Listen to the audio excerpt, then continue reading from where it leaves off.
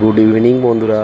তো এখন আমি চলে এসেছি হাওড়া স্টেশন। আর হাওড়া স্টেশনের বাইরে দেখতে পাচ্ছ এটা হচ্ছে ওলা উবেরের গাড়ির পার্কিং। আপনারা যেদিক থেকে বুক করুন আপনাদের একদম নিউ কমপ্লেক্সের অপোজিটেই আসতে হবে। তার আগে বলে যাই আমি এসেছি এখানে রেস্টুরেন্টে খাবার জন্য। বন্দে ভারত যে রেস্টুরেন্ট, সেই রেস্টুরেন্টে খাবার জন্য এসেছি। কারণ এতদিন আমি এসেছি দেখেছি কিন্তু কোনোদিন খাইনি, আজকে যাব, খেয়ে আসবো।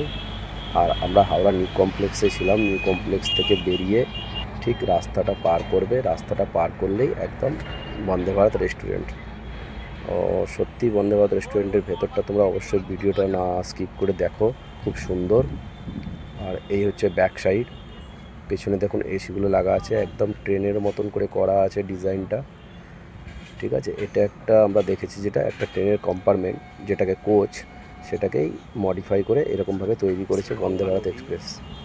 আমি প্রথম তখন বন্দে ভারত এক্সপ্রেসে। আর এদিকে দেখো গঙ্গা নদী কি সুন্দর দেখা যাচ্ছে, ওপারটা ইডেনে খেলাও হচ্ছে, দেখতেই পাচ্ছ। তো চলে এসেছি ভেতরে, অর্ডারও দিয়ে দিয়েছি হাক্কা নুডলস। তো হাক্কা নুডলসটা তোমরা দেখো কত সুন্দর রেডি করে দিয়েছে। এই হচ্ছে হাক্কা নুডলস বা চাউমিন যেটাই বলো। তো খুব সুন্দর খেতে লাগলো, টেস্টি। আর ভেতরে ইন্টেরিয়ার ডেকোরেশনটা খুব সুন্দর, মানে অপূর্ব যাকে বলে। ট্রেনের মতনই একদম সিট করে করে রেখেছে পুরো, সেই কাঁচের মতন, মানে জানলাগুলো ডিজাইনগুলো পুরোটাই ট্রেনের মতন করে রেখেছে। আর খাবারটাও খুব সুন্দর ছিল। তো যাই হোক, তোমরা হেসো না, হাত দিয়ে খাচ্ছি বলে। তারপরে আমি চামচ দিয়েও খেয়েছি। সত্যি খুব সুন্দর। আর দাম খুব বেশি নয়, পরিমাণেও অনেকটাই দিয়েছে। তো অবশ্যই যারা হাওড়া স্টেশনে আসবে, যারা খাওনি মনে হয় একটা ভালো রেস্টুরেন্টে খাবে, এটা নিউ কমপ্লেক্স 23 নম্বর দিয়ে বেরিয়ে একদম উল্টো দিকে আসবে। যে কাউকে জিজ্ঞাসা করবে বন্দে ভারত এক্সপ্রেস রেস্টুরেন্ট, তারাই দেখিয়ে দেবে গঙ্গার ধারে। তো চলুন এটা খেয়ে শেষ করা যাক। এত সুন্দর খাবার দিয়েছে, খাওয়া দাওয়ার পরে আবার আমরা চলে যাবো। এটা হচ্ছে ভেতরের ডেকোরেশনটা দেখো।